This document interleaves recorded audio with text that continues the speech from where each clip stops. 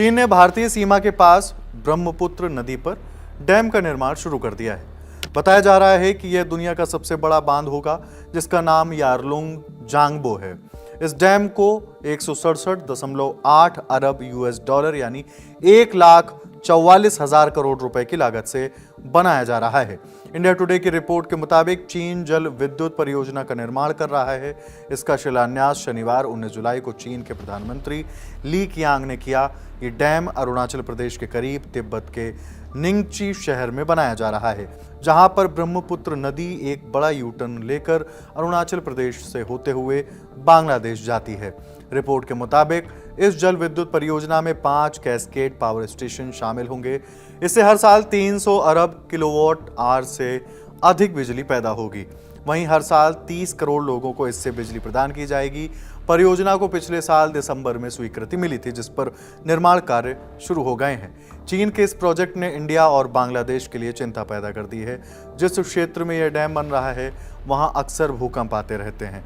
बांध के बनने से इकोसिस्टम पर दबाव पड़ सकता है, इसकी वजह से बड़े हादसे हो सकते हैं।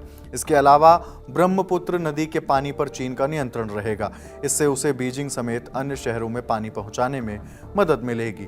वहीं इस डैम से एक साथ पानी छोड़े जाने पर बॉर्डर एरिया में बाढ़ जैसे हालात हो सकते हैं। भारत के विदेश मंत्रालय ने बांध को लेकर आपत्ति जताई है। भारत ने चीन से कहा था कि वह ब्रह्मपुत्र पर ऐसा कोई काम न करे जिससे निचले हिस्से में रहने वाली आबादी को नुकसान हो। तब चीन ने कहा था कि परियोजना से डाउन स्ट्रीम देशों को कोई नुकसान नहीं होगा। नमस्कार दोस्तों, चीन ने ब्रह्मपुत्र नदी पर डैम बनाना शुरू कर दिया है और इस पर अब पाकिस्तान मीडिया में हलचल मच गई है। क्या इसका असर भारत पर पड़ेगा? क्या पाकिस्तान की चिंता वाजिब है या एक और प्रोपेगेंडा? इन्हीं सवालों के जवाब इस वीडियो में मिलेंगे। अगर आप हमारे चैनल पर नए हैं तो कृपया सब्सक्राइब करें, बेल आइकन दबाएं ताकि आपको मिलती रहे देश दुनिया से जुड़ी हर बड़ी खबर सबसे पहले। कि ये जो चाइनीज अगर डैम जो बिल्ड करने की कोशिश कर रहे हैं, डू यू थिंक कि ये इंडिया चाइना का एक वाटर कॉन्फ्लिक्ट की तरफ जा सकते हैं, या ये जो डाउन स्ट्रीम कम्युनिटीज है नॉर्थ ईस्टर्न इंडिया के अंदर, उनके लिए मसला बन सकता है? What do you make of that? क्या चाइना तंग करना चाहता है इंडिया को, या कि उसकी जरूरत है? ये व्हाट इज इंटरेस्टिंग इज कि ये जो इंडिया ने जो इंडस वाटर ट्रीटी जो पाकिस्तान के साथ उसको बेसिकली पॉज दबा दिया है उस बटन पर, तो लेकिन for India to actually implement के पानी कंट्रोल करने 10-15 साल लगेंगे for it to be able to control Pakistan की तरफ पानी जा रहा या नहीं। लेकिन ये जो डैम चाइना का है, it's going to happen much faster, कि वो शायद आइंदा 5 साल के अंदर वो बन जाए। और कि चाइना में मैन्युफैक्चरिंग, प्रोडक्शन और कंस्ट्रक्शन बहुत तेज़ी से होता है, मतलब रिकॉर्ड लेवल इसमें करते हैं वो लोग। तो मुझे लगता है कि before India can use the leverage on Pakistan as pani, China will be able to do that on India with this dam. So it will become an interesting thing. तो मतलब एक और reason for Pakistan to remain friendly with China going forward, क्योंकि इधर का deterrence वो एक किस्म से उधर मिल जाएगा if China is still willing to use its resources for Pakistan ना। अगर पाकिस्तान को बचाने के लिए it can use the leverage here, saying आप वहाँ नल बंद कर दें तो मैं यहाँ नल बंद कर दूंगा। सो ब्रह्मपुत्र, बट पाकिस्तान चाइना को खुद काफी फ्लडिंग होती है चाइना में। वो जो रिवर आता है, that river is known for lot of flooding. तो और उसके साइड्स में भी बहुत नुकसान होते हैं, काफी लोगों की जानें भी गई हैं इन द पास्ट। और तो उसके वजह से आपके पास से कुछ आवाज आ रही है, खड़खड़ फैन चल रहा है शायद मेरे ख्याल से, आई डोंट नो। एनीवे, तो सो द थिंग इज के what is happening with that is के चाइना के लिए भी there are 3-4 reasons to do it. एक तो to control the water flooding जो हो रही है उनके लिए जो प्रॉब्लम है, और जो दूसरी चीज ये है कि इट हैज स्ट्रेटेजिक एडवांटेज, मतलब इट्स ए डेवलपमेंटल एडवांटेज। एक तो जरूरत है आपको टू कंट्रोल द फ्लड्स वगैरह जो करना पड़ता है।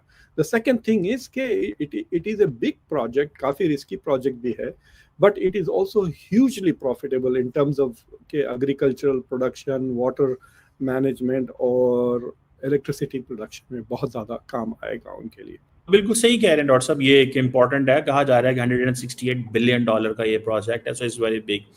मूविंग ऑन डॉक्टर साहब, जो एक और इम्पॉर्टेंट क्वेश्चन है, इस वक्त इंडिया के अंदर ये बात चल रही है कि शायद अमेरिकन जो हैं उन्होंने हमारे साथ अच्छा ट्रीट नहीं किया, सो दे आर थिंकिंग कि हमें एक ट्राइलैटरल मैकेनिज्म बिल्ड करना चाहिए, Russia, India, China. That was proposed back in 1990s, लेकिन फिर कुछ ना हुआ और फिर ब्रिक्स एंड एससीओ में चले गए। डू यू थिंक कि ये Indians would like this mechanism to work, ताकि ग्लोबल साउथ और बाकी कुछ में चीज़ें बेहतर हों और रशिया, इंडिया, चाइना के दरमियान नॉर्मलाइजेशन हो, चाइना, इंडिया की नॉर्मलाइजेशन होगी?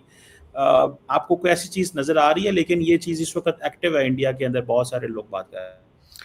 तो मैंने एक तफसीलन इस पे शो किया था 2-3 दिन, तो मैं आपको एक इंटरेस्टिंग बात बताता हूँ। वो इंटरेस्टिंग बात ये है कि अगर आप परचेजिंग पावर पैरिटी के बेसिस पे अगर टॉप 4 इकोनॉमीज देखते हैं, अगर आप रेगुलर अगर आप देखें तो नंबर 1 अमेरिका है, नंबर 2 चाइना है, इस वक्त नंबर 3 जर्मनी है, जापान अभी नंबर 4 है, बट इंडिया इस साल ओवरटेक कर लेगा इंशाल्लाह टू एंड बिकम नंबर 4। साल के आखिर में India will be 4.187, China Japan will be 4.18, तो India will be the 4th biggest economy, Japan will be 5। लेकिन ये नॉमिनल बेसिस पर है, ठीक है, अगर आप IMF का डेटा देखें। लेकिन आप अगर इसको परचेजिंग पावर पैरिटी में एडजस्ट करते हैं तो फिल वक्त number 1 economy is China, number 2 is US, number 3 is India, number 4 is Russia. Nominally Russia 11 या 12 स्पॉट पे आता है, ठीक है, क्योंकि वो $2 ट्रिलियन की इकोनॉमी है, लेकिन परचेजिंग पावर पे जब एडजस्ट करते हैं वो 7 ट्रिलियन हो जाता है। तो top 4 are US plus RIC, Russia, India, China, जो ब्रिक्स के भी है। और अगर आप वो जो आपने देखा होगा ना, वर्ल्ड पावर इंडेक्स जो है, ग्लोबल पावर इंडेक्स का जो है, अगर उसमें टॉप रैंकिंग अगर आप जाके देखें मिलिट्री पावर की रैंकिंग, तो वो US, रशिया, चाइना, फिर इंडिया है।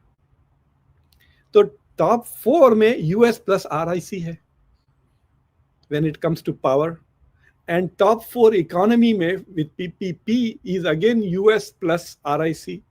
तो लॉजिकली इट्स लाइक सेइंग कि सेमीफाइनल में RIC और US आ रहे हैं तो they should be able to balance the US RIC। Problem ये है कि US के अभी भी यूरोप के साथ ताल्लुकात बेहतर है बनिस्बत ये 3 मुल्कों की आपस में।